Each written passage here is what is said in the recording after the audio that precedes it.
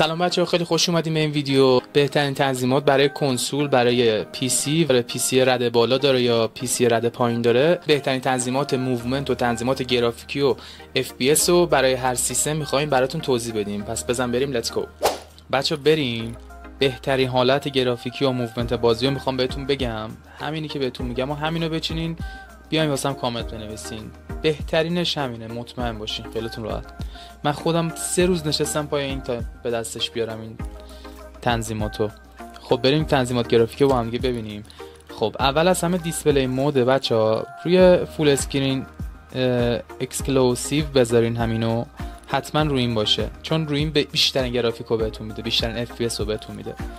دیسپلی مانیتورم که مانیتورتونه، هیچ مشکلی نداره. دیسپلی آداپتورم که همون گرافیکتون میشه، جی پی یو تون میشه. اسکرین رفرش ریتتون رو اوتو نذارین، همونی که هستش رو کلیک کنین روش. حالا من چون مانیتورم 243 رو همون 240 میذارم. دیسپلی رزولوشن روی اوتو نذارین. اگه مثلا 3840 در 2160 یا 1920 در 1080 دقیقاً همونو بذارین. مثلا اگه 1920 در 1080 همونو بذارین، رو اوتو نذارین. ریتیوش هم که چیز خاصی نیست، رو همین اتوماتیک میتونیم بذاریم. دیسپلی گاما هم که جدید اضافه شده، سی پی یو آر جی بی رو همین میذاریم باشه. ریستارت شیدر پریلودینگ، اینم واسه موقعی که مثلا شیدرتون قاطی میکنه و اینا اف پی اس دراپ اف پی اس میشه، میتونیم مثلا یه ریستارت بکنین. اینم مثلا راه حله. دیسپلی گاما روی 22 بذارین، شما اس آر جی بی بذارین اگه مانیتور هستین. 24 هم که واسه تیویه. اینم که حالا من رو 55 میذارم که جای تاریکو بتونم یه خورده روشن‌تر ببینم.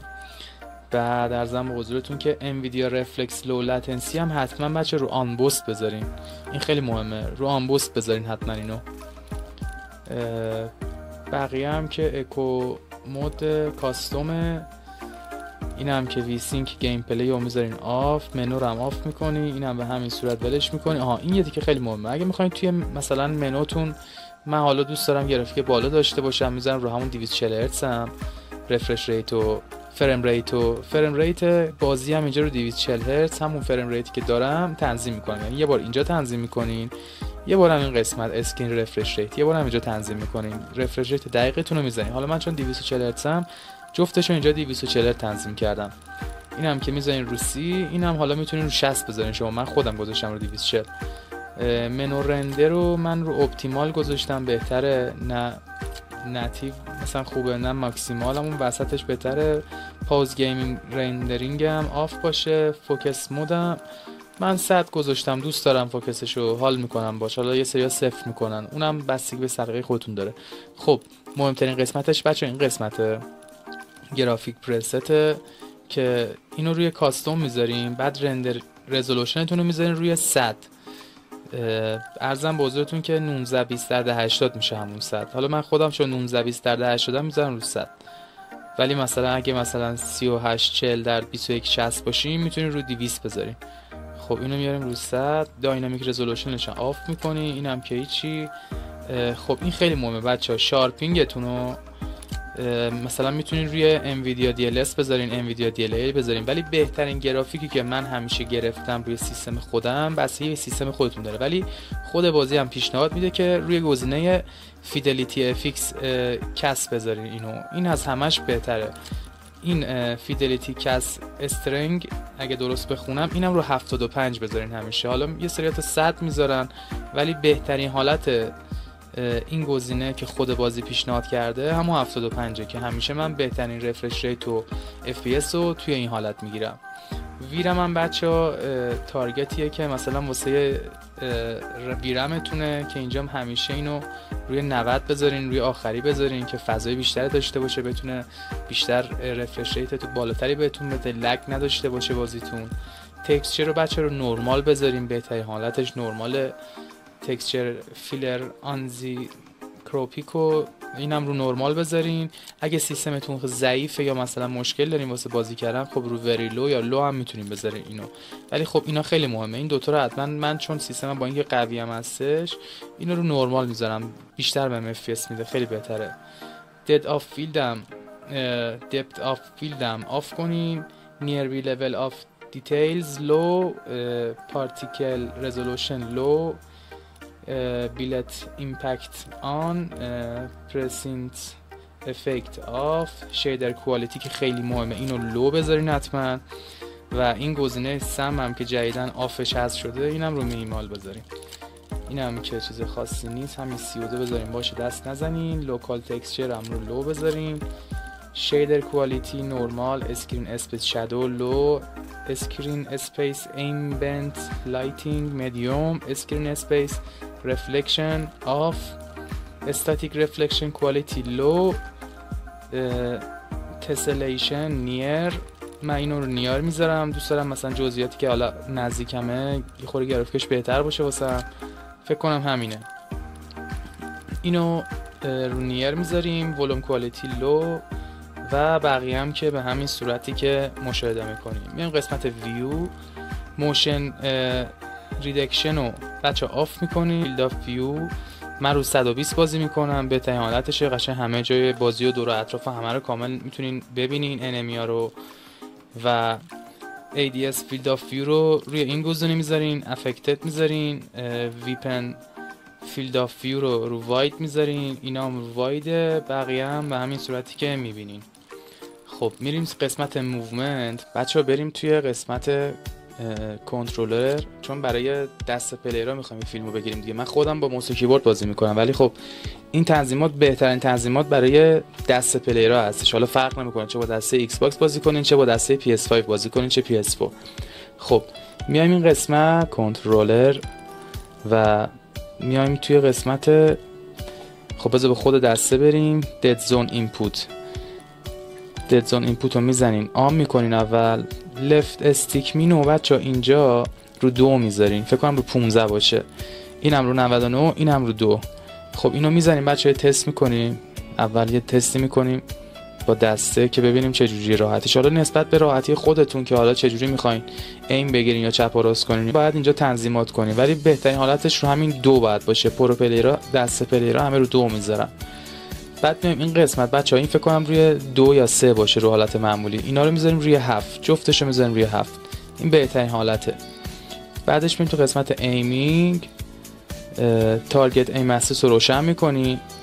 اینجا هم که تنظیماتش اینجوری به این صورته، اینا که فکر کنم حالت دیفالتشه، ولی چیزایی که باید تغییر بدین همیناست. تارگت ایم اسیس رو روشن میکنی.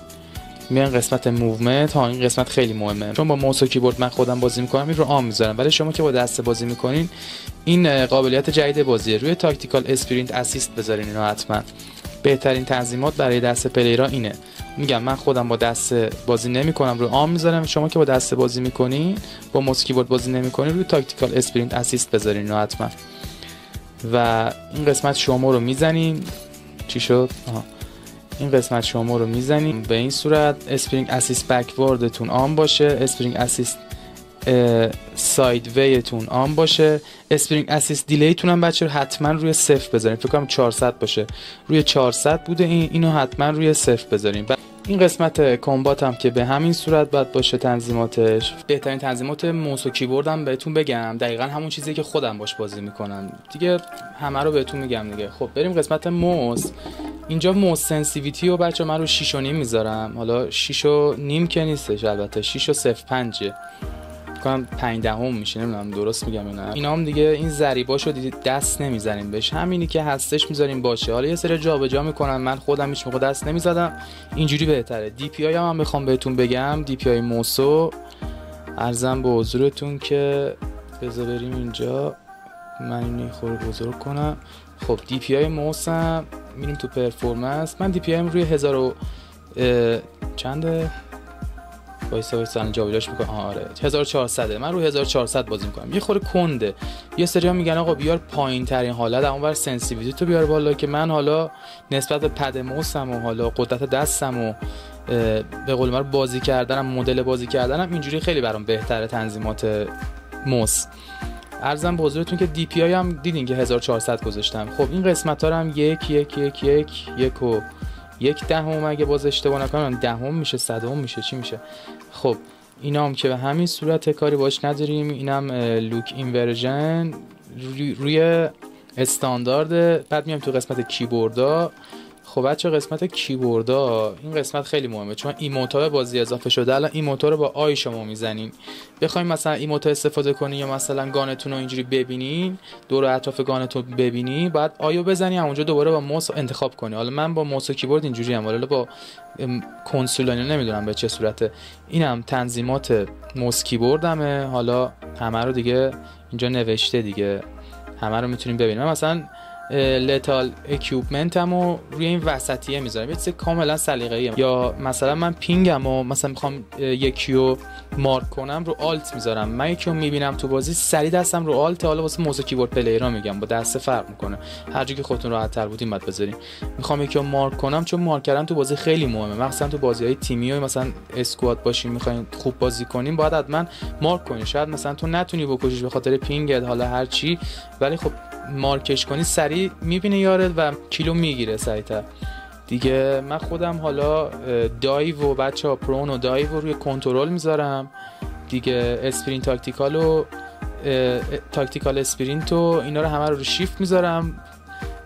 فوکس اسنایپ هم با شیفت، اسلاید کردن هم همه با کیوه، اسلاید رو با کیو میزنم و میلی هم که با ای میزنم. فینیشر هم با همونه. چیز جدیدی هم که به بازی اضافه شده همین سپر انسانی که پشت میرن میگیرن، اینم باید 2 تا ای بزنیم. میریم میایم پایینتر. این قسمت هم که هیچی دست نمیزنیم بهش. این کاستوم اپراتیو. خب این قسمت سیستم کی هم که به همین صورت اپراتینگ سیستم میذاریم. اینم تنظیماتی که حالا من بالا پایین میکنم آروم که شما حالا بخواین ویدیو رکورد کنین یا اسکرین شات ازش بگیرین داشته باشین راحت. قسمتشه که خیلی مختصر و مفید میخوام بهتون توضیح بدم دیگه، چون اینا چیزای شخصی موس و کیبورد، هر جوری خودتون راحت تر بودین باید بچین. اینم بیشتر به کار موس و کیبورد پلیرها میاد.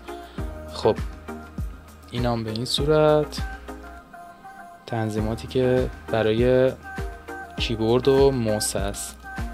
اینم منو ادوانسه که به این صورت و بقیه تنظیمات هم که براتون توضیح دادم. امیدوارم بچه‌ها این ویدیو خوشتون بیاد. حتما لایک و کامنت و سابسکرایب بذارین واسم. دمتون گرم که حمایت کنین. ممنون. خدا نگهدار.